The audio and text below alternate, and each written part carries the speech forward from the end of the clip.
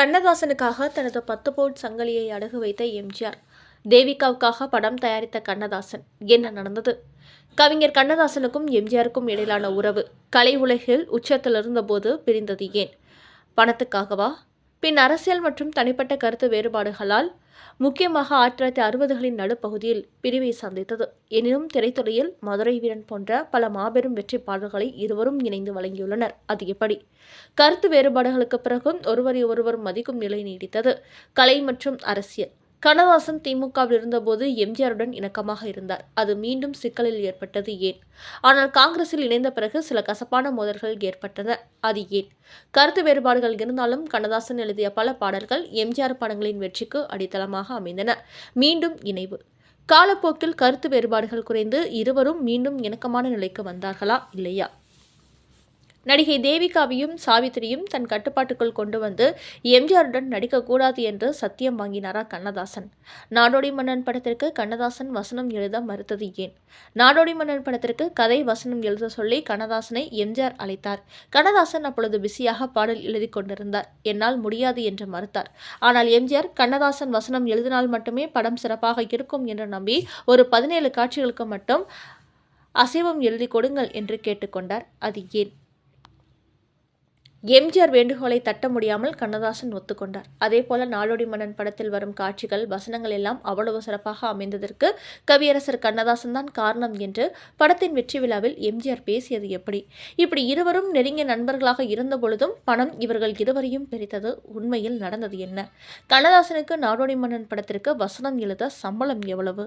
அந்த சமயத்தில் எம்ஜிஆருக்கு பண தட்டுப்பாடு இருந்தது உண்மையா?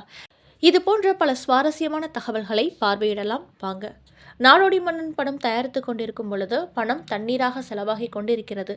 எம்ஜிஆர் அவர்களுக்கு எல்லா பக்கமும் பணம் கேட்டு எம்ஜிஆருக்கு உதவி செய்து கொண்டிருந்தார் ஆர்.எம். வீரப்பன். ஏவிஎம் ஐயப்ப செட்டியாரிடம் கூட சென்று நாடோடி மன்னன் படத்திற்காக ஃபைனான்ஸ் உதவி கேட்டார். அவரும் எம்ஜிஆர் கையெழுத்தில்லாமல் ஆர்.எம். வீரப்பனுக்கு கையெழுத்து போட்டு கொடுத்த ஒப்பந்தத்தின் பேரில் பணத்தை கொடுத்தார். பணம் தண்ணீராக செலவானது. எம்.ஜி. சக்கரபாணி இந்த படத்திற்கு இவ்வளவு தேவையா என்று எம்ஜிஆர் மீது கோபம் கூட ஏற்பட்டது. இருந்தாலும் எம்ஜிஆர் சளைக்காமல் பணத்தை தண்ணீராக செலவு செய்து அந்த படத்தை எடுத்துக் கொண்டிருந்தார். ஒரு கட்டத்தில் படப்பிடிப்பை நின்று போகும் அளவுக்கு பண தட்டுப்பாடு ஏற்பட்டது. எம்ஜிஆரின் கையில் காசு இல்லை. கண்ணதாசனுக்கு பணம் தேவைப்பட்டது. தான் எழுதிய சம்பளம் 3000 ரூபாய் மட்டும் என்று பிடிவாதமாக எம்ஜிஆரிடம் கேட்டார். எம்ஜிஆர் தன் கையிலிருந்து கண்ணதாசனுக்கு அனுப்பிய ஆளிடம் 1500 ரூபாய் பணத்தை கொடுத்து அனுப்பினார். அதற்கு கண்ணதாசன், எம்ஜிஆர் எப்பொழுதுமே சட்டை பையை பார்த்திருப்பார், மற்றவர்கள் மனசு அவருக்கு தெரியாது என்று சொல்லி கேவலமாக பேசிவிட்டார். அது எம்ஜிஆர் காதுக்கு வந்தது. என்னிடம் பணம் இல்லாத போது நெருங்கிய நண்பரான கண்ணதாசன் இப்படி பேசிவிட்டார் என்று மிகவும் கோபப்பட்டு வேதனைப்பட்டார். ஒரு நாள் காலை ராயப்பேட்டை வீட்டுக்கு வந்து சின்னவர் கூப்பிடுறாங்க என்று அழைத்தவுடன் ரவீந்தர் போனார். எம்ஜிஆர் ஹாலில் அமர்ந்திருந்தார். ரவீந்தர், இப்போ பணம் வேணும், அப்படி ஒரு கஷ்டம் யார்கிட்டையும் சொல்லக்கூடாது, முக்கியமாக என் அண்ணனுக்கு தெரியவே கூடாது என்று சொன்னார் எம்ஜிஆர். உனக்கு மார்வாடி கிடைத்திருந்தால் இந்த 10 பவுன் சங்கிலியை வைத்து 1500 ரூபாய் வாங்க முடியுமா என்று சொன்னார் எம்ஜிஆர். அதற்கு ரவீந்தர், 9 மணிக்கு தான் கடை திறப்பான் சேட்டு. ஆமாம், அப்படி என்ன கஷ்டம் உங்களுக்கு என்று கேட்டார் ரவீந்தர். அதற்கு எம்ஜிஆர் சொன்னார், ரவி, நட்புங்கிறது ஒரு பெரிய சொத்து. பணத்தை பெட்டியில் வைத்து காப்பாற்றலாம். நட்பை காப்பாற்றுறது ஒவ்வொருடைய வாயிலிருந்து வருகிற வார்த்தைகள் தான். பணம் என்பது இருக்கும், இப்போது நாம் எடுத்து கொடுத்து விடலாம். இல்லாத போது இல்லை என்றுதானே சொல்ல முடியும். என்னுடைய நெருங்கிய நண்பர், அவருடைய நட்பை பெரிதென நினைத்தேன். அந்த நபர் என் மனதை உடைத்து விட்டார் என்று அவர் பெயரை சொன்னார். அந்த பெயர்தான் கண்ணதாசன். கண்ணதாசன் எம்ஜிஆரை பற்றி சொன்னதை எம்ஜிஆர் இப்படி குறிப்பிடுகிறார். எல்லோருக்கும் பாக்கெட் பார்த்து தான் நடக்கிறாங்க ராமச்சந்திரன், அதுக்கு நேரா பார்த்து நடக்கிறார். நான் யாருக்கும் வேலையை பார்த்து காசு கொடுக்க மாட்டேன், அவங்க தேவையை பார்த்து கொடுப்பேன். இப்போ அந்த நபர் 3000 கேட்டு அனுப்பினார். என்கிட்ட இல்லாதால் 1000 கொடுத்து அனுப்பினேன். அது வேணாம்னு திருப்பி அனுப்பிவிட்டார். அதனால் அவர் கேட்ட தொகையை கொடுத்து நான் யாருன்னு அவருக்கு புரிய வைக்க நினைக்கிறேன். அதுக்கு தான் நகையை வைக்கிறேன் என்று சொன்னார். எதற்கும் மனம் கலங்காத எம்ஜிஆர், கண்ணதாசன் இப்படி சொல்லிவிட்டார் என்று மன வருத்தப்பட்டார். பிறகு நகை அடகு வைத்து கண்ணதாசனுக்கு அவர் கேட்ட தொகை 3000 ரூபாயை ரவீந்திரன் மூலம் அனுப்பி வைத்தார் எம்ஜிஆர். அதன் பிறகு இருவருக்கும் இடைவெளி விழுந்தது. நான் இல்லாமல் எம்ஜிஆரால் ஒன்றும் செய்ய முடியாது என்று கண்ணதாசன் பேச, கண்ணதாசன் இல்லாமல் என்னால் படம் எடுத்து ஜெயிக்க முடியும் என்று எம்ஜிஆர் பேச, அதுவே பிரச்சனையானது. அதன் பிறகு கண்ணதாசன் நாடோடி மன்னனுக்கு போட்டியாக சிவகங்கை சீமை என்ற படத்தை எடுத்து போண்டியானதெல்லாம் தனிக்கதை. காலத்தை கடந்த கதாநாயகி தேவிகா.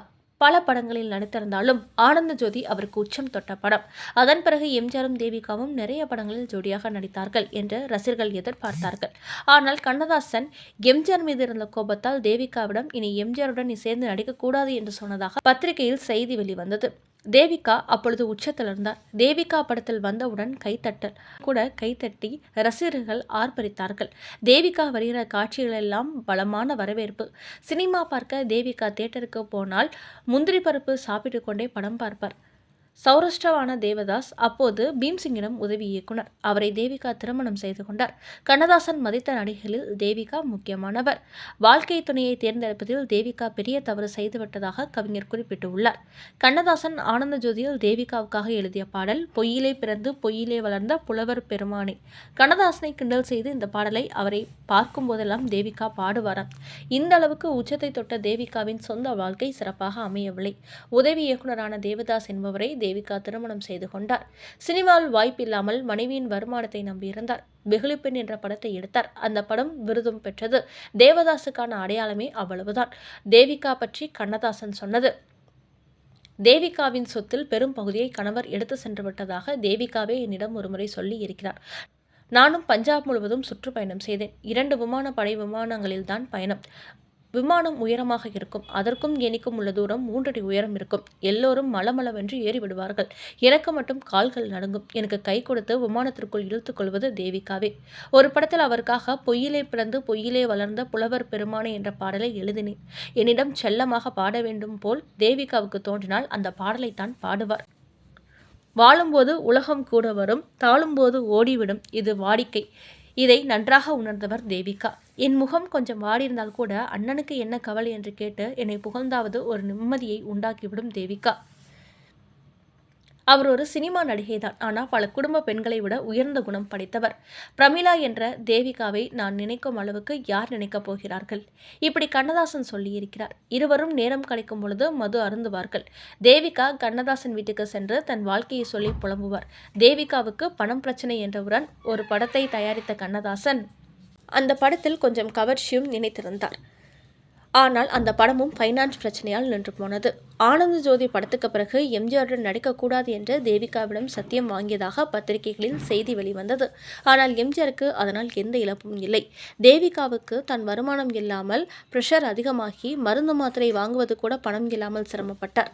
மதுவின் மயக்கத்துக்கு ஆளானார். கண்ணதாசன் எம்ஜிஆரின் இருண்ட பக்கம் என்ற ஒரு மோசமான புத்தகத்தை எழுதினார். 36 பக்கம் கொண்ட அந்த புத்தகம் ₹1 அப்பொழுது விற்பனையானது. எம்ஜிஆர் ரசிகர்கள் அந்த புத்தகத்தை வாங்கி தீயிட்டு கொளுத்தினார்கள். இப்படியெல்லாம் எம்ஜிஆருக்கு கவிஞர் கண்ணதாசனால் இடையூறு ஏற்பட்டாலும் சங்கே முழங்கு படத்தில் வரும் சிலர் குடிப்பது போல் நடிப்பார் என்ற பாடலை எம்ஜிஆர் அவரை கூப்பிட்டு எழுத சொன்னார். அதேபோல எம்ஜிஆர் முதல்வரானதும் கண்ணதாசனை அரசவை கவிஞராக்கினார். தன்னை வாழ்நாள் முழுவதும் திட்டிக் கொண்டிருந்த கண்ணதாசனுக்கு அரசவை கவிஞராக்கி அவர் வாயை அடைத்து விட்டார். இதுதான் எம்ஜிஆரின் ராஜதந்திரம் என்று அப்பொழுது பலரும் பேசினார்கள்.